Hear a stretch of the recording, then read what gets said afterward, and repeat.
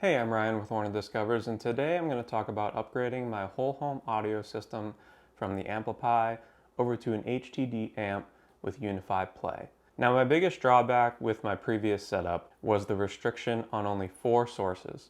So that means if I set up 3 rooms on 3 different Bluetooth modules, I'd only have 1 extra room to basically set to Spotify or AirPlay until I switch one of the other ones out. This made things a lot more complicated on my part, given that whenever I wanted to play Spotify to a room or wanted to switch out one of the Echo devices using Bluetooth, I'd have to mess around with presets, change the line input for each zone, and this and that.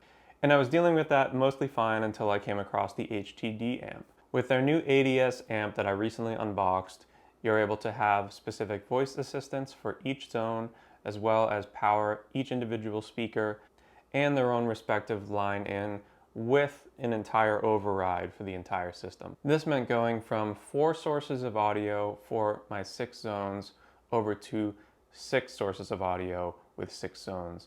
The downside is you need to supplement that software layer with something else. And so what I ended up choosing was this new PoE port from UniFi, which provides a variety of audio sources to any line out you want, similar to the WM amps or the Sonos systems. I was also slightly restricted with the announcements with Home Assistant because I couldn't just play audio directly from my Home Assistant machine directly out to the speakers. I'd always have to send it to another device to then play on the speakers. So there's a few different things here that solve a lot of my issues that I was running into and sort of bumping up against the restrictions. So follow along as I upgrade from my AmpliPi over to an HTD amp with the UniFi Play ports. Alright, so we have the new amp here and ready to go into the server rack. And I have banana plugs that I have to wire up all my speakers with. We will be replacing it with my AmpliPi, which has been great, but we're moving on to this other amp. And these are my 3 Bluetooth modules for my Alexas. So we're going to take this out, probably put my UPS on the bottom, and also take this rack out because the depth of the amp is too far. I also might just get a different length rack to support it, but for now I think I'll just put it on top of this. Okay, so we have the AmpliPi out, and now I have all my speaker wires, which are Euro blocks, which connect to the AmpliPi. So I'm gonna have to redo each one of these to banana plugs, and I'm gonna take this 4U rack out below the rest of my server rack stuff. All right, we got the rack off. I got the wires pushed over here. We got the UPS flat on top, and now let's put the amp here. Now we got the amp on top of the UPS, and I can wire in each one of these rooms into each one of these channels, and then I will probably also hook up my Home Assistant to the override, so we will be able to cast anything from the output of that machine and specify which ones I wouldn't want to override here. Just to show you how one of these go on, I have the family room zone, and so we have our left and right, and each left and right have a positive and negative, and so the white is going to be my positive, and the green is going to be my negative, and the red is going to be my positive, and the black is going to be my negative. So for the white, I'm actually going to be using this red positive banana plug, and this just unscrews. You're just going to thread the speaker wire over the top and then fold it over and then connect it back in with the top, and I'll show you. So you can see I threaded it through the hole, and then I just folded some of the bare wire over so it doesn't go far over the threads, but just enough to get cinched between the top. Then you push the top piece down and screw it on, and then you have a good connection with the banana plug. Now just all of these left to go. Got all the zones hooked up here. Each one is left and right, and they're all labeled. And basically all of these speakers will be powered independently now by this amplifier.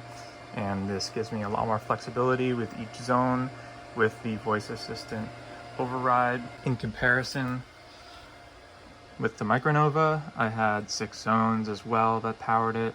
However, the controller for actually giving it different music, different inputs was built in and integrated, but you were limited by only 4 sources at a time. So really you could only have zones 1 through 4, or zones 1 and 5, or zones 1, 5, and 6, just sort of limited by 4.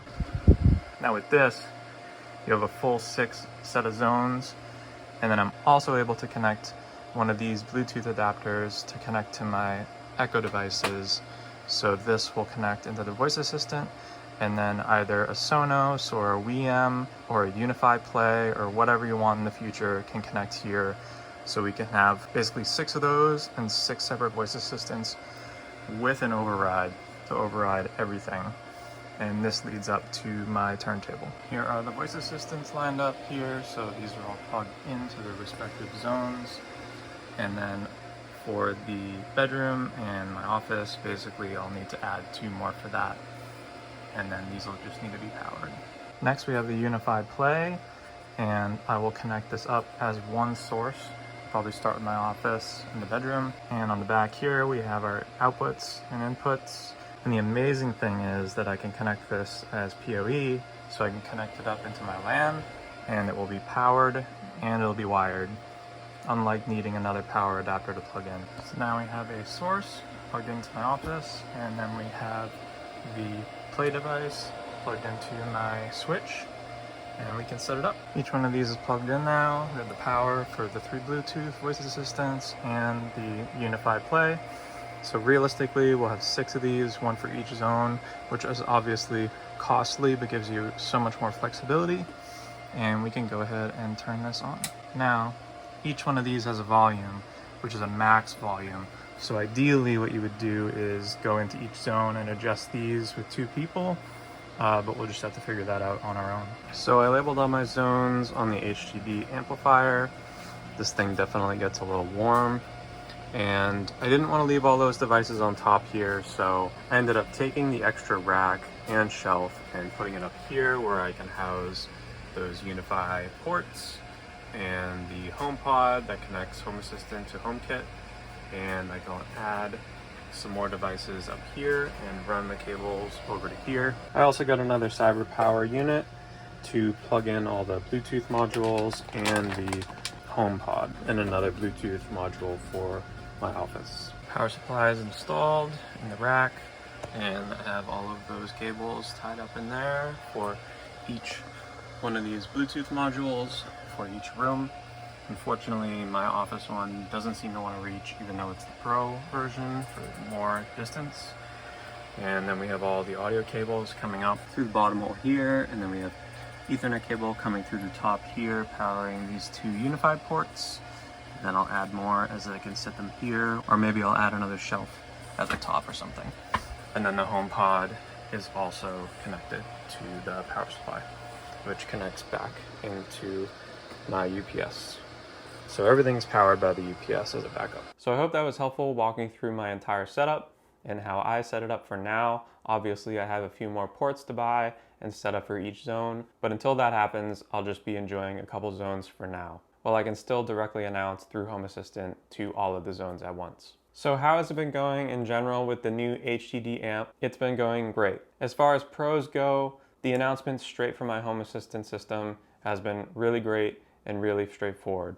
I'm able to just plug in an audio out right into the line in on the amp, and I can announce straight to all my zones. The support for line in on all those zones will definitely offer a lot more for upgrades in terms of software and hardware that comes out. So basically the amp is completely agnostic of any sort of software to drive the audio coming into these speakers. So that's a good and a bad thing, because it could cost more, but in the long run, way more flexible. I've really enjoyed the ability to basically link up some of my Echo devices straight into the zones I need, and I don't have to think about switching on and off what preset or what zone has what. Once an Echo makes a sound in that zone, it basically turns on the audio for that zone, plays it, and goes back to the original once it hears the sound resuming from the line in on that particular zone. Cons, pretty pricey, and you'll obviously need to fill in all of your voice assistants and line ins as you choose. Nothing comes standard as part of that amp other than powering your speakers. It's ran pretty warm, especially in the closet that I have it in, so definitely good to note that it does run a lot hotter than my original whole home amp. And a very small con, but I've noticed, and they are open and upfront about this, the switching between override back to your line in and your voice assistant back to your line in and vice versa is just extremely small. So there's about a 1/4 to a 1/2 second delay when switching back and forth. So for an example, if I'm in the kitchen and if something's playing or not playing, if I have an announcement come through the override or the voice assistant, same situation happens. It'll switch from the line in over to the override or voice assistant. You'll miss that quarter second or half second at the beginning. And then if nothing is playing on the original line in, it'll just sort of stay on that override or voice assistant.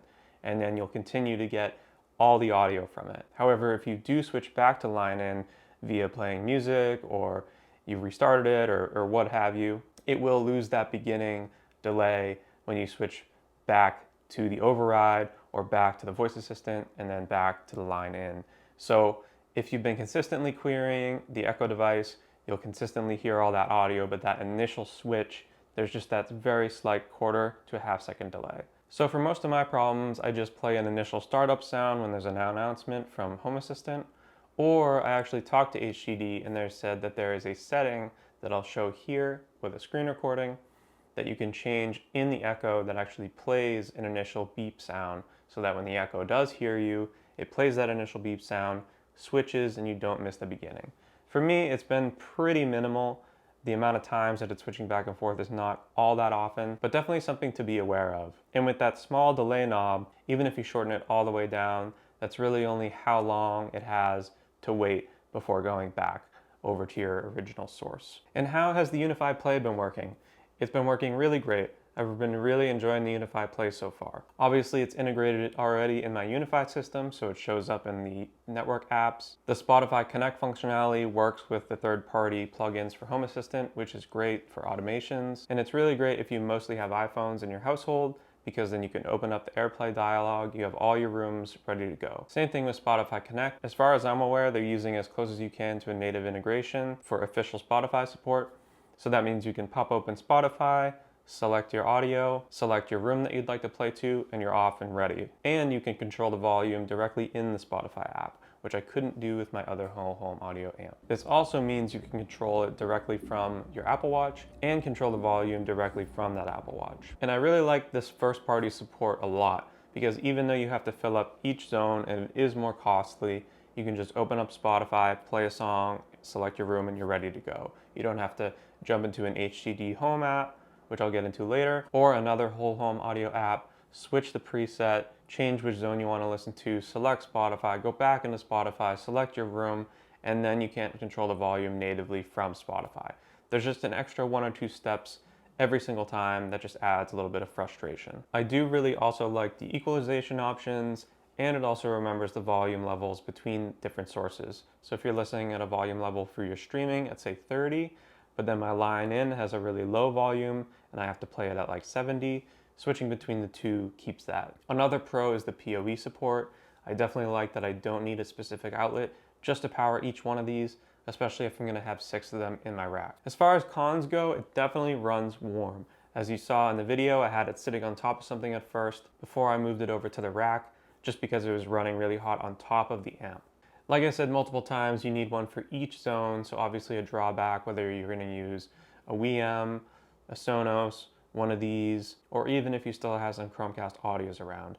It's not an all-in-one controller. You can't just take one and play to all. And it's obviously pricey at $200 a pop right now, but definitely cheaper than Sonos, but not as cheap as WEM, so there's a lot of things to consider. Another con is that it's definitely still new. It's not fledged out. It's definitely closer to the 1.0 stage rather than a few versions ahead like WEM would be or Sonos. And I'd say that is a slight risk with Ubiquiti. So obviously I'm taking a little bit of a chance because some people have bought some of their products and not have it seen the light of day in terms of new features and support overall. But I am hoping the fact that they have made a power amp and now they've recently came out with this port that they will eventually add more options, maybe more product compatibility. So I'm excited and I hope they do take a lot of feedback from the forums. So besides the pros and cons of each the amp and the UniFi Play, why didn't I do something like the HTD Lync or the HTD MC66, which those devices are able to plug in one source and distribute them to many zones that you would usually put this on top of your other amp and connect them together. This offers you a lot of compatibility. This offers you the ability to add some of their wall switches that HTD makes and have a little more flexibility. For me personally, I was just looking to have the software layer completely on its own and independent that means that I would have the ability to just pop open Spotify, pop open AirPlay, and I don't need to mess around with another app just to use another app. But for other people, if they're building a new home, maybe they want to spread one source among many sources and they want to just rely on HTD, then that's great. For my use case, I really wasn't looking to do something like that. It's also pricey, but in the long run might be cheaper, so it depends how you want to do things. So I hope this was helpful, looking for anybody to do something similar. As far as future updates for me, I am planning on getting more of the PoE ports as I can, and eventually supporting each room with its own port. And I'll be relying on the software of the UniFi Play app for distributing the audio around the house. So far, it's been great. I would definitely recommend it. Let me know if you have any questions, and thank you so much for watching.